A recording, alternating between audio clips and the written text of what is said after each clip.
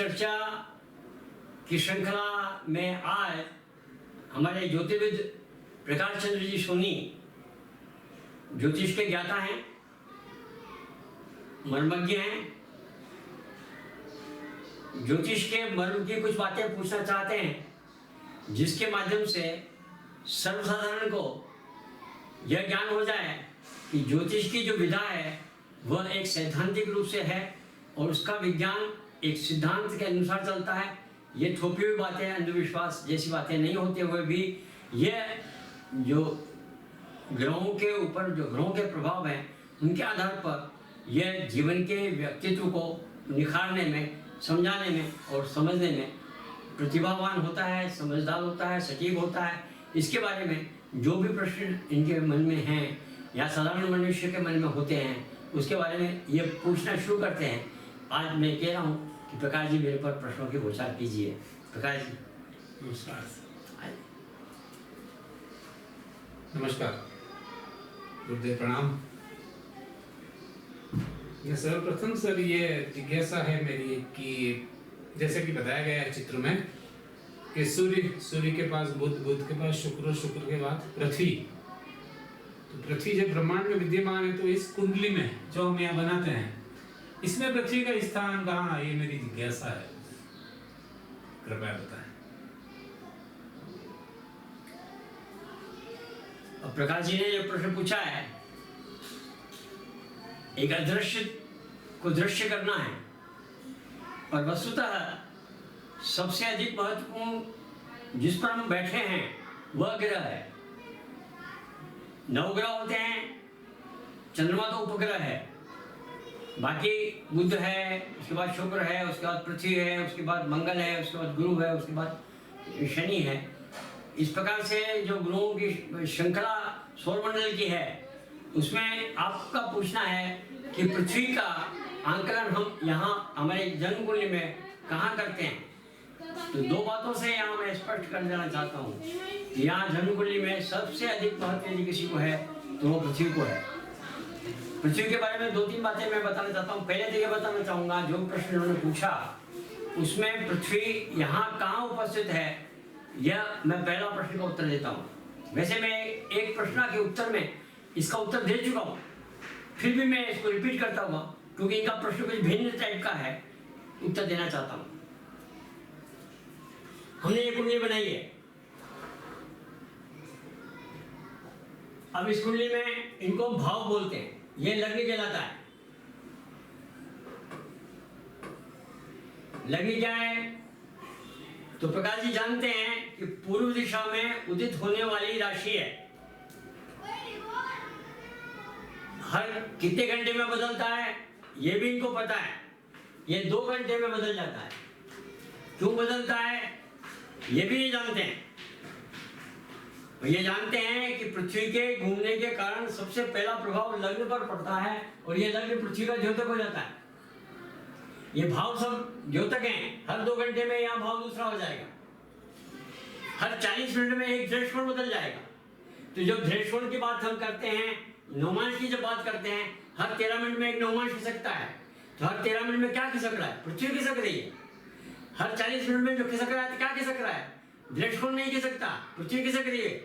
तो ये पृथ्वी का सबसे महत्वपूर्ण बात है कि दृष्टिकोण हो चाहे नवमांश हो चाहे और कोई वर्ग हो, हम इसके 12 भाग कर दिए तो 2-2 घंटे के भाग कर दिए।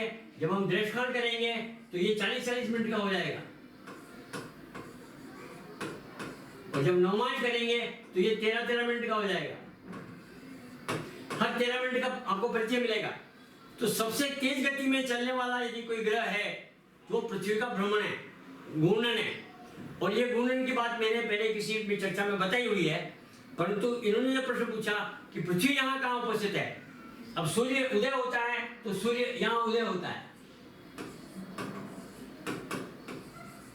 अब सूर्य की राशि मान लीजिए कि धनु है, धनु राशि का सूर्य उदय हुआ 12 बजे, सूर्य यहाँ आ गया तो धनु राशि भी यहाँ आ गई। अब धनु राशि यहाँ आ गई, अब उस समय अंतर किसका पड़ा, सूर्य की राशि में कोई अंतर नहीं आया। चंद्रमा की राशि में थोड़ा बहुत अंतर आएगा, 6 डिग्री, यहाँ 2-3 डिग्री का फर्क पड़ जाएगा। यहाँ मंगल की राशि, शुक्र की राशि, किसी भी राशि का अंतर नहीं पड़ा, अंतर पड़ा पृथ्वी के घूमने का। अब पृथ्वी के घूमने में जब यहाँ आया तो पद प्रतिष्ठा पे सूर्य आ गया, जब यहाँ था तो पद प्रतिष्ठा नहीं मानी, हमने शरीर माना। यहाँ जब आया तो हमने गर्भ माना, ये गर्भ से लेकर के यहाँ तक हमने जन्म माना। तो गर्भ से जन्म जो है पृथ्वी पर हो रहा है, और पृथ्वी के जो इस अवस्था को हमने गर्भ की अवस्था बताया, तो यहाँ हमने प्रारब्ध बताया। तो ये प्रारब्ध जो है हम किससे तय करते हैं? नवम भाव से तय करते हैं। ये नवम भाव क्या है?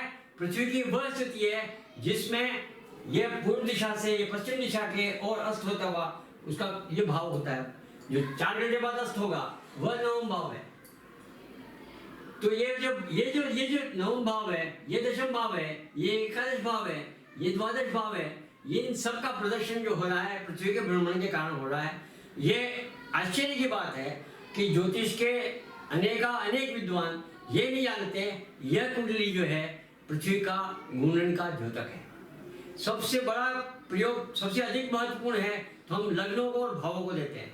लग्नों को, भावों को अधिक महत्व देने का कारण यही है कि हम जिस पृथ्वी पर खड़े हैं उस पृथ्वी पर यह उसका घूर्णन है। और दूसरी बात एक और, सारे ग्रह घूमते हैं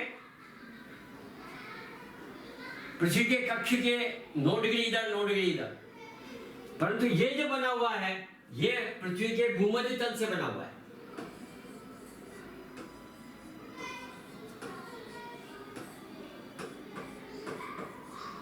भूमध्य तल पर प्रक्षेपण है, कुंडली जो है भूमध्य तल पर प्रक्षेपण है। हम जो ग्रह आकाश में देखते हैं वो पृथ्वी से देखते हैं, तो जो पृथ्वी से देखते हैं, जैसा पृथ्वी से देखते हैं वैसा यह चित्रण है, किसी और ग्रह से नहीं, या सूर्य के केंद्र से नहीं, या पृथ्वी के कक्ष पर नहीं।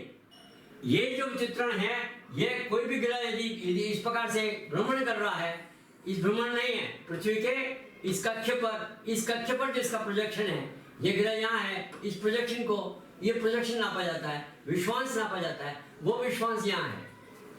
और ये पृथ्वी पर जो ये जो कुंडली देख रहे हैं, ये यही तो हमको ज्योतिष के सटीकता बनाता है कि जो चीज हम देख रहे हैं उसके बारे में जानते नहीं है। जानना बहुत आवश्यक है कि हम क्या कर रहे हैं। ये पृथ्वी का द्योतक है, पृथ्वी के तल का द्योतक है, ये सिर्फ ये पृथ्वी का भूमध्य तल है, ये आकाश है, पाताल है, ये सूर्य पूर्व और पश्चिम है, भूमध्य तल से है सब। तो सारा पृथ्वी का चित्रण, पृथ्वी के आधार, पृथ्वी से आकाशीय चित्रण ये है।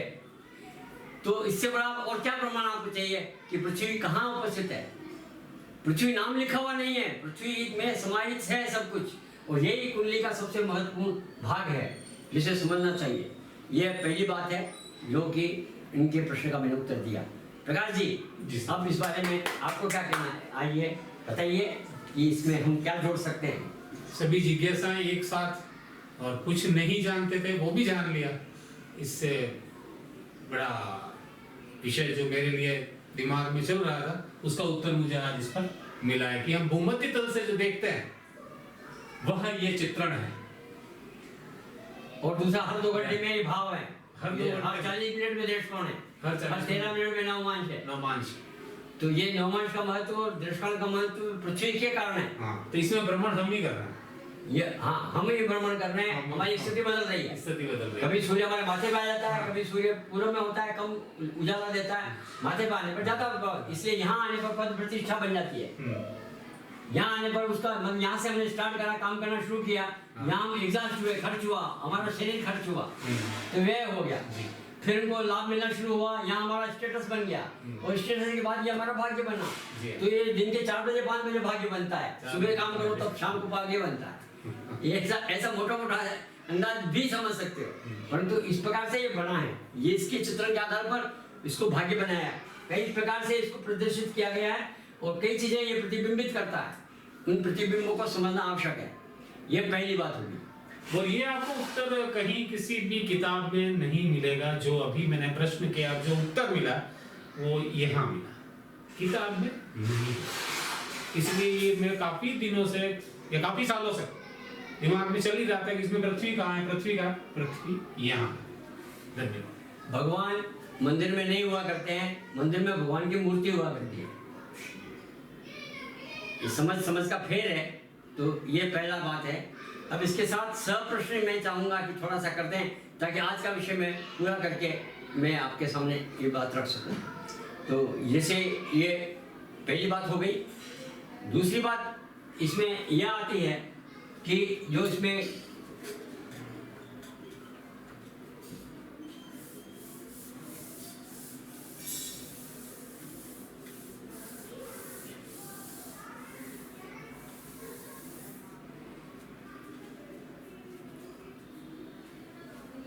ये बात मैंने पहले बता चुका हूं, ये 4 केंद्र हैं। ये पृथ्वी की बात चल रही है, ये केंद्र है।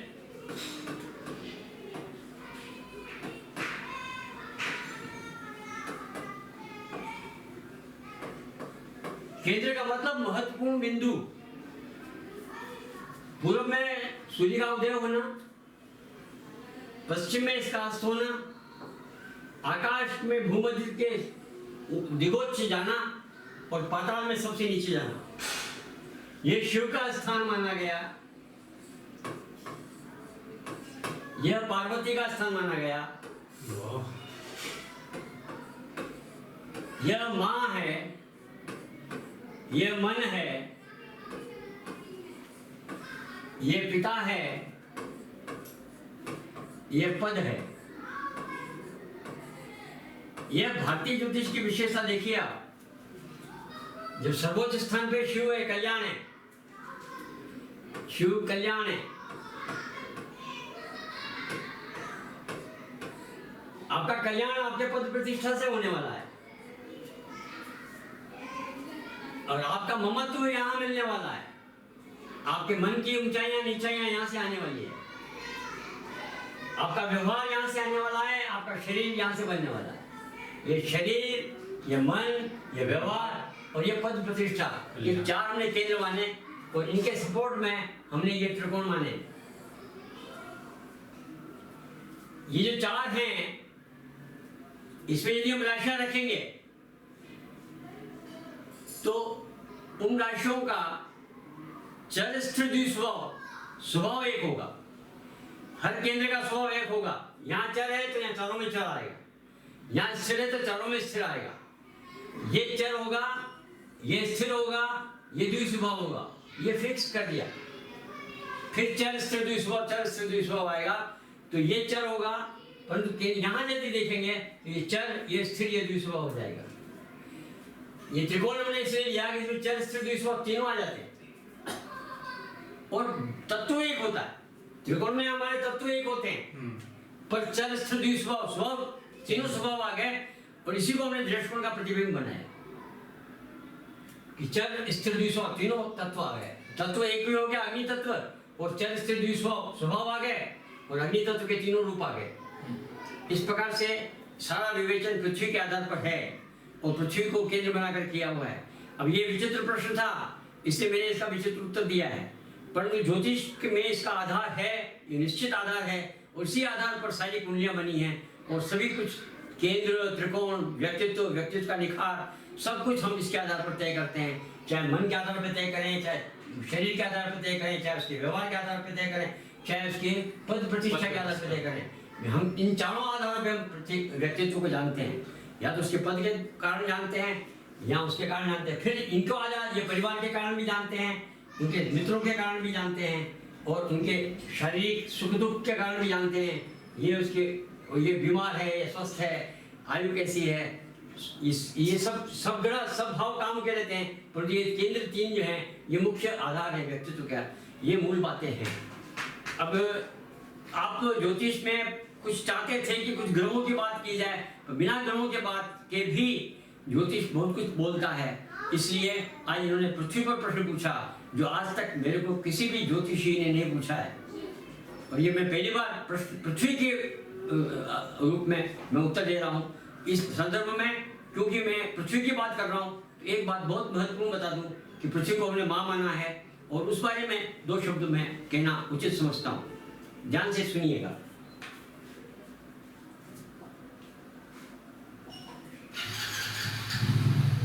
ये पृथ्वी है, पृथ्वी के ऊपर एक घेरा है जिसको ओजोन मंडल कहा जाता है। सूर्य से इस पर ऊर्जाओं की बौछार होती है। ये ऊर्जाओं की बौछार सीधा सूर्य से नहीं आती है, सूर्य के माध्यम से ग्रहों पर टकरा करके भी आती है। जो यदि ये सीधी की सीधी यहां पहुंच जाती तो हम यहां भस्म थे, नष्ट,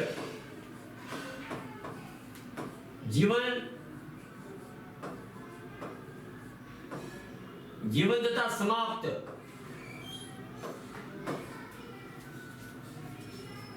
परंतु देखिए, ये ओजोन लेयर होने के कारण यहां आप तापमान देखेंगे, यहां पर जो तापमान होता है, मैं तापमान की सीरीज बनाता हूं, अंदाज आपको तापमान से लगेगा।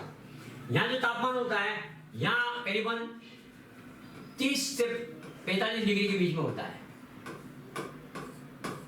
मोटा मोटा बता रहा हूं मैं, अंतर हो सकता है, नीचे 20 भी जा सकता है, 10 भी जा सकता है, माइनस भी जा सकता है, परंतु मोटा मोटा ये 20 होता है। यहाँ पर क्योंकि इसके कारण ये ऊर्जा यहाँ रुक जाती है, यहाँ बम्बार्डमेंट होता है, बैठ जाती है, ये ऊर्जा बैठ जाती है, ये रोकता है। यहाँ पर जो तापमान है ये बहुत कम हो जाता है। वायुमंडल में चले जाओगे तो आपको तापमान बहुत कम मिलेगा, जो पृथ्वी के आसपास तापमान है वो नहीं मिलेगा। ये पृथ्वी का तापमान, ये बम्बार्डमेंट जहां जो हो रहा है, इसके जो प्रतिबिंब हो रहा है, इसके कारण ये तापमान यहाँ है। परंतु यहाँ भी वही तापमान है, जैसे यहाँ 40-45 है, यहाँ भी 40 के आसपास टेम्परेचर यहाँ रहता है, सारा टेम्परेचर ये रोक लेता है। तो हमको हमारे जीवन के लिए सबसे महत्वपूर्ण आवश्यकता है ये गर्भ। हम गर्भ के अंदर बैठे हैं तो गर्भ के बाहर हम निकलते ही नहीं है। ये पृथ्वी हमारी माँ है और पृथ्वी के कारण हमारा संरक्षण है, जीवन है, और इनकी सारी ऊर्जाओं का जो आवश्यक, जीवन के लिए आवश्यक है, वो हम ले लेते हैं। अन्यथा बाकी यहाँ से रिटर्न हो जाती है, बैक हो जाती है। ये इलेक्ट्रोमैग्नेटिक वेव चली जाती है, इसकी और सब वेव चली जाती है, सिर्फ यहाँ वेव्स हो जाती है जो जीवन के लिए आवश्यक है। चैतन्य का वो भाग आता है जो चैतन्य को आवश्यक है। इस प्रकार से ये पृथ्वी हमारी गर्भ है, ये माता है, इसके गर्भ में हम बैठे हैं, इसकी गोद में हम बैठे हैं, इसकी गोद में हमारा जीवन है, इसकी गोद के बिना हमारा जीवन नहीं है। ये सबसे अधिक महत्वपूर्ण यदि कोई ग्रह है तो ये पृथ्वी है जो हमको जीवन देती है। संसार के सारे विश्व ब्रह्मांड में देख लीजिए, पृथ्वी के अलावा जीवन है ही नहीं। लोग बाग ढूंढ रहे हैं, चांद में होगा, मंगल में होगा, परंतु नहीं मिलेगा। ये पृथ्वी है, ये माँ है, इसके गर्भ में ही जीवन है, बाकी जगह जीवन है ही नहीं। ढूंढते रहो, नहीं मिलेगा। ये पृथ्वी है और पृथ्वी के कारण हमने ज्योतिष में इसकी महत्ता को समझा है। उसको हमने जैसे भूमि पुत्र, यदि हम कहेंगे भूमि को तो भूमि पुत्र कहते हैं, तो इसके आधार पर मानते हैं।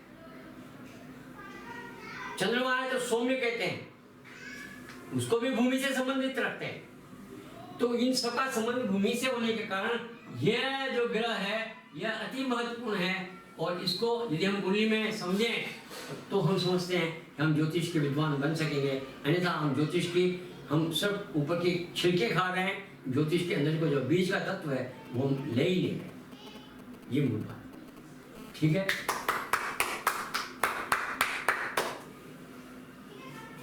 प्रणाम प्रणाम प्रणाम करते हैं, प्रणाम। बहुत अच्छी जानकारी।